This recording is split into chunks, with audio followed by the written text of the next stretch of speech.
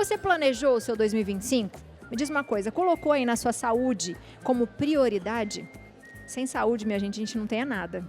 Agora, no nosso plantão médico, a gente vai falar sobre a saúde da mulher e a importância do check-up anual. Diagnosticar doenças de forma precoce e receber as orientações corretas podem evitar diversos problemas mais graves. E quem explica esse assunto pra gente, responde as nossas diversas perguntas, é o nosso querido ginecologista, doutor Fabiano Serra. Seja bem-vindo, doutor. Feliz ano novo. Obrigado, Abi. Grande Obrigado, Léo. Tudo bem? Bem-vindo, viu? Obrigado, gente. Sempre um prazer estar aqui com vocês. Prazer todo nosso. Obrigada. Doutor, todo ano, eu acho que a maioria das mulheres faz isso, né? Vou fazer meu check-up.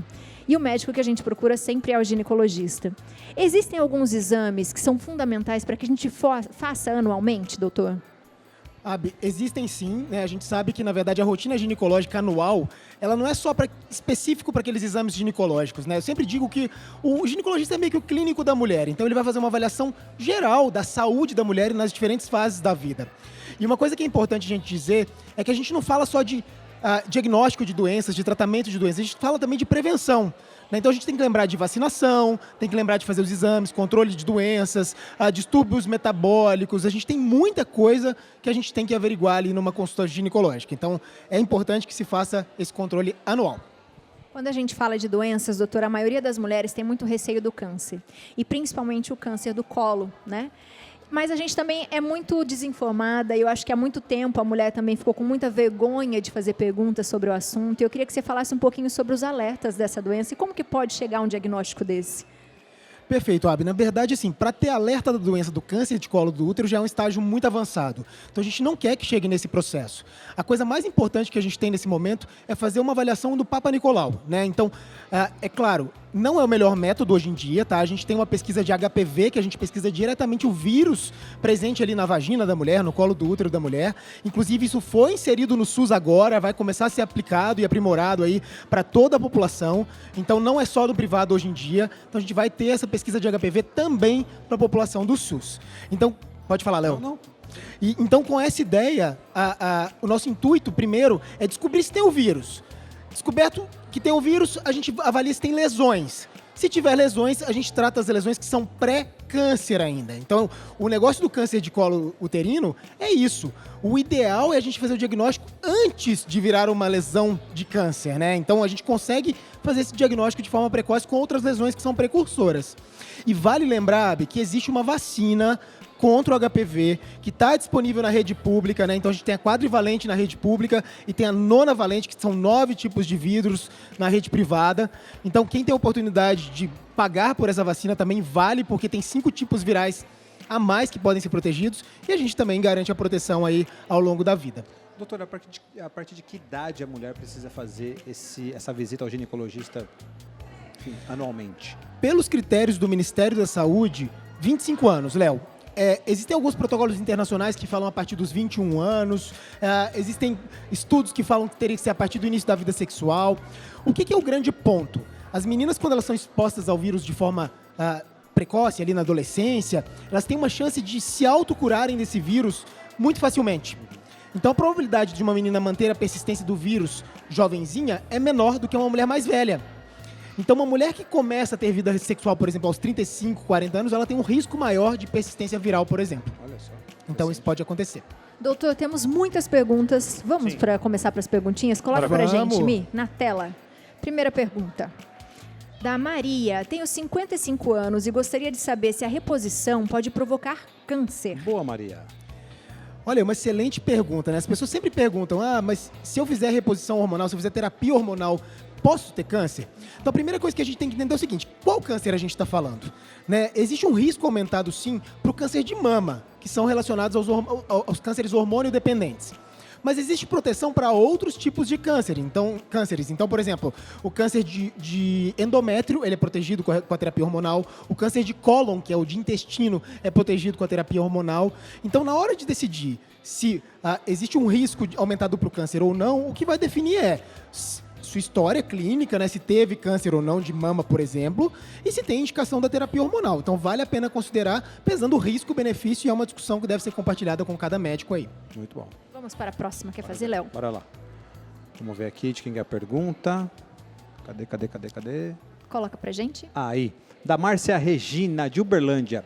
Gostaria de saber o que causa infecção na bexiga e se tem algum chá que realmente ajude. Nossa, essa pergunta do chá é maravilhosa, doutor, porque é tanta coisa que a gente escuta, né? E o pessoal gosta de um chá, exatamente. Né? Mas a verdade é que, assim, primeiro eu vou explicar o que é que causa a infecção urinária, né? A principal causa de infecção urinária baixa, que seria a cistite, são bactérias do próprio intestino. Então, muitas vezes, isso está relacionado a uma má higiene ou, às vezes, uma relação sexual em que o pênis passa na região ali posterior e sobe ali para a região da uretra. A mulher tem a uretra muito curtinha, então qualquer possibilidade dessa bactéria chegar até a uretra pode dar infecção. Né? Então, de alguma forma, sendo carreada essa bactéria para lá, pode dar infecção. Agora, respondendo a pergunta sobre o chá, não existe nenhuma comprovação científica de que chás melhorem ou previnam as infecções urinárias. O que a gente sabe é que hidratação, sim, ajuda. Então, não segurar o xixi por muito tempo. Na hora que a gente, além da hidratação, obviamente, na hora que a mulher for ao banheiro, o ideal é sempre lavar. Nunca secar de trás para frente, sempre secar de frente para trás, porque se secar de trás para frente, você vai levar as bactérias da região anal ali para frente, para a uretra. Após relação sexual, ir ao banheiro também, fazer um xixizinho para dar uma limpada nessa uretra, para aquelas bactérias que eventualmente chegaram ali não colonizarem. Então a gente tem outros mecanismos. Tem uma coisa que as evidências ainda não são extremamente fortes, mas que mostram que se o cranberry, quando consumido em forma... E aí não é chá de cranberry, tá? É o cranberry em cápsula, de uma forma bem concentrada, existe uma relação com prevenção de infecção urinária. Só isso, na verdade, que tem essa relação, mas o chá não muda nada. E nem o suco, né? Nem o Porque suco. tem o suco também. Nem o suco de nem o cranberry. suco. Não, muito bom. Boa. Vamos para a próxima perguntinha. Coloca pra gente. Da Thaís, de Uberaba. Boa tarde, amores. Algumas medicações também podem dar incontinência, como relaxantes musculares. E aí, doutor? Então só explicar para o pessoal de casa, que às vezes não sabe o que é incontinência. Incontinência que ela está falando é de incontinência urinária, quando não consegue segurar o xixi. Sim, Abby, algumas medicações, e Thaís, né, que me fez a pergunta, algumas medicações podem sim provocar incontinência. A principal delas são algumas medicações diuréticas. Porque com o uso de diurético, às vezes a bexiga não dá conta de segurar aquele xixi e acaba perdendo um pouco de urina. Relaxantes musculares, às vezes, têm relação, sedativos têm relação. Então, algumas medicações, sim, têm relação. Agora, uma coisa é, eu já tenho incontinência urinária e comecei uma medicação, não é a medicação que causou a infecção, a incontinência urinária, né? Então, se você toma algum medicamento, a incontinência começou após o uso da medicação, vale perguntar para o seu médico para ver se essa medicação tem alguma relação com a incontinência ou não. Mas na maior parte das vezes, não é a medicação a causa da incontinência, sendo bem honesto. Muito bem, muito E obrigado. aí, doutor, também quem já tem incontinência, tem algumas coisas que você pode tomar que também piora, né? Que a gente fala, o chá verde, tudo que é muito diurético, ele também vai fazer com que piore, na verdade, Tudo que é muito né? diurético piora, exatamente. Mas é até importante você dizer isso, porque muitas dessas pacientes, elas acabam fazendo uma restrição de ingesta de água importante, quando na verdade também não é o objetivo, né? Então, muitas dessas pacientes às vezes desidratam, Abby. Então, a gente precisa realmente fazer o tratamento adequado, centrado ali na necessidade da paciente, para que ela não faça esse tipo de restrição. E a água é sempre importante, né, doutor? Sempre em qualquer importante. caso, né? E se a gente for observar, muitas das pessoas que têm incontinência são idosos, né? E as idosas acabam tendo mais risco de desidratação. Então, ter atenção também nessa população. Já bebe menos água, Já né, bebe doutor? menos Já água, bebe menos exatamente. água. Então não faça isso. Mais uma perguntinha. Vamos para a próxima. Bora ver aqui. Vai lá, Léo. Da Bárbara, São José dos Campos. Boa tarde a todos. Doutor, minha mãe teve mioma que se transformou em câncer. Como filha, tenho chances de desenvolver o mioma também? Doutora, uma pergunta muito corriqueira também em relação a isso, né? Mas a sua mãe, Bárbara, ela entrou numa raridade, tá? Na verdade, 40% das mulheres têm miomas. Então, às vezes, miomas pequenos, que a gente faz diagnóstico a ultrassom. Mas a minoria desses vai virar realmente um câncer, né? Então, quando a gente considera uma possibilidade de câncer, quando esses miomas crescem rapidamente, né? E aí existe um mioma, que é um sarcoma do útero, que tem relação com os miomas. Parece ser mioma, mas não é, né? Mas isso é menos de 1% dos casos, é raro, raro, raro, tá? Então, na verdade, ter mioma não é sugestivo de que é câncer, nem de que vai virar câncer. Mas se esses miomas crescerem de forma abrupta e rapidamente, aí sim vale uma investigação mais a fundo, porque aí sim pode ter uma evolução para o câncer, né? Pode ser um câncer em desenvolvimento. Vamos para a próxima pergunta. É muita pergunta, vocês são demais, galera. Enche a gente Então de tá pergunta cheio? aqui, doutor. O povo de casa Coloca é pra ótimo. gente. Olha lá, do Instagram agora. Do Instagram da Nadir, é isso? Boa tarde, doutor Fabiano. Pólipo no útero tem tratamento? Boa, Nadir, obrigado.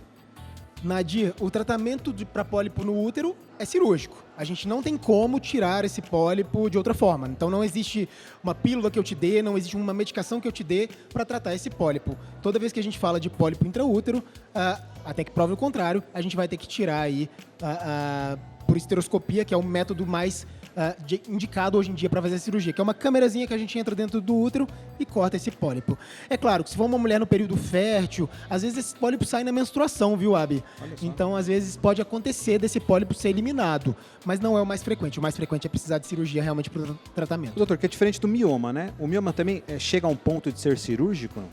Chega sim, Léo. É muito interessante essa sua pergunta, porque existem quadros diferentes do mioma. Então, o mioma ele pode causar dor, ele pode causar sangramento, ele pode causar aumento do volume uterino de forma que faz uma pressão sobre a bexiga, uma pressão sobre o intestino. Então, existem sim situações em que a gente precisa operar sim. E tudo vai depender da localização do mioma e dos sintomas que esse mioma causam na paciente. Se a paciente é completamente assintomática, o que isso significa? Não tem nada de sintoma. Em geral, o mioma é uma doença benigna que vai ficar ali sendo acompanhada só. Boa. Vamos para a próxima pergunta. Coloca pra gente. Andréia Guaratinguetá. Vamos lá, Léo. Tenho 44 anos e meu colesterol HDL está sempre abaixo do normal. Seria o responsável pela queda dos meus hormônios? Obrigado, Andréia, pela pergunta.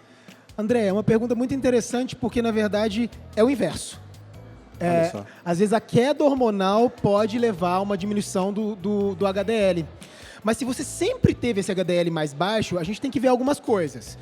O HDL sobe com a prática de exercícios físicos.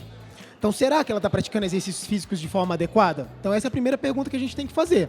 Né? Será que ela está dentro do peso? Será que o LDL dela está elevado? Será que existe essa inversão? Então, tudo isso vai ter que ser avaliado, realmente, para a gente ver se esse HDL é uma coisa crônica ou se piorou depois aí, nesse período do climatério, que seria essa fase em que os hormônios começam a cair realmente, e aí pode ter uma contribuição para esse HDL piorar.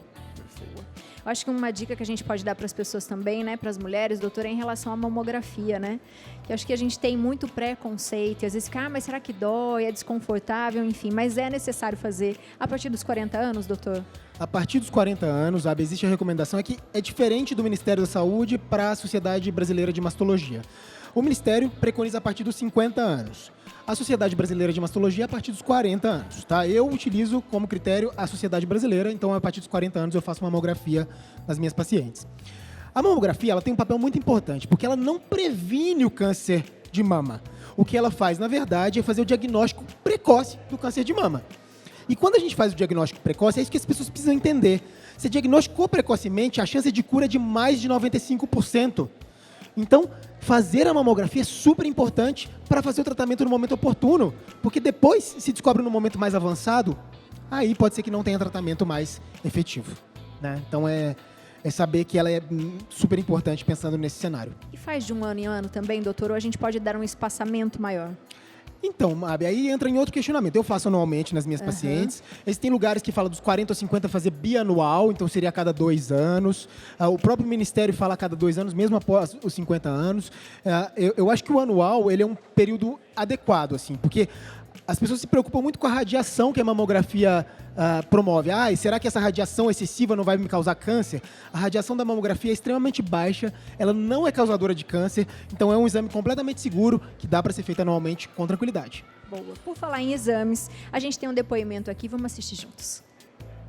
Olá, meu nome é Thalita Mara, sou empresária e o meu depoimento é sobre a situação em que eu fui fazer um exame de rotina anual ginecológico e nele, o Papa Nicolau, tão conhecido, foi detectada a lesão no meu útero. Foi uma situação muito difícil, porque eu precisei ser encaminhado para exames mais específicos, inclusive colposcopia, biópsia, para verificar a situação de um possível câncer. E com esses exames, felizmente eu não tenho um câncer, mas foi necessário, né, que eu começasse uma rotina de acompanhamento ginecológico mais próximo, tomar a vacina do HPV e cuidar da minha imunidade, porque infelizmente eu também tenho uma condição de saúde um pouco debilitada por causa do imunossupressor. De tudo isso eu resolvi, pensei muito, porque é difícil a gente falar dessas vulnerabilidades, nossa, nas redes sociais, expor isso. Mas eu pensei muito e fiz um depoimento no Instagram, no TikTok, em todas as redes, falando dessa minha situação, da dor emocional que eu estava sentindo. E eu fiquei muito triste, porque eu tive inúmeros relatos, mais de 500 mil visualizações, de pessoas que desconhecem a relação entre câncer de colo de útero e HPV. E o pior, que desconhecem sobre a existência da vacina que previne esse tipo de situação. Então, esse é o meu depoimento e meu alerta. Obrigada. Obrigada para você, obrigada pelas informações. É o que a gente estava falando aqui, né, doutor? Desconhece, né? E a gente sabe que hoje os adolescentes precisam, tem aí no SUS, vá, leva seu filho, leva sua filha, né, doutor? É isso mesmo, Abi. A Thalita faz um alerta muito legal. Você viu que eu falei da vacina um pouco antes, né? Eu preconizo a vacina na rede privada para todo mundo. Na verdade, não existe uma contraindicação à vacina formal, sabe? A não ser que tenha alguma alergia a um dos componentes da fórmula. Com exceção disso, qualquer pessoa poderia tomar vacina. Isso inclui homens e mulheres, porque as pessoas ficam também só focadas no câncer de colo do útero, mas homens têm risco de câncer de pênis, câncer de ânus, câncer de orofaringe. Então, tem outras doenças que podem surgir e que também vêm do HPV, né? Então, ter o HPV não é um grande problema. Todo mundo que tem uma vida sexual ativa tem grande chance de ser exposto ao HPV em algum momento da vida, mesmo que use camisinha, mesmo que use preservativo, porque o HPV ele não é um vírus que a gente consegue controlar com o uso de camisinha. Então você que está aí, mas eu uso camisinha sempre, não preciso. Pode ter certeza que você pode ter pego o HPV em algum momento. Então, isso é importante também ficar de alerta, porque não é um vírus que se protege com camisinha, com preservativo. Então, outras estratégias de prevenção são essenciais. A vacina, a primeira delas. A segunda, diagnosticar as lesões que são precoces ali, antes de virar o câncer do colo do útero, né? Como a Thalita disse, ela falou que ela ficou em um acompanhamento regular. Provavelmente a Thalita teve o que a gente chama de lesão intraepitelial de baixo grau. Eu estou aqui imaginando que tenha sido isso. Porque quando a gente faz o acompanhamento, são essas lesões ainda que são pequenas, que às vezes o próprio corpo da mulher vai lutar contra esse vírus e vai diminuir, não vai ter mais lesão. Se ela evoluísse para uma lesão de alto grau, nesse caso, teria indicação de retirada de um tampinho do colo do útero ali, onde tem essa lesão, para prevenção do câncer de colo do útero. Doutor, muito obrigada. Seja sempre bem-vindo à nossa casa, viu? Imagina, é o maior prazer estar aqui sempre. Muito bom, doutor. Ainda mais hoje nesse programa super especial. Num lugar Que diferente. É, num lugar diferente. Exatamente. Muito bom, doutor. Valeu. Você de casa aproveita para seguir o doutor, lembrando sempre que a informação, quanto mais a gente tem, mais a gente soluciona os nossos problemas. Então, se você tem dúvida, faça perguntas. Não guarda para você não por vergonha ou por qualquer outra coisa, viu? Faça, porque é importante a gente ter conhecimento.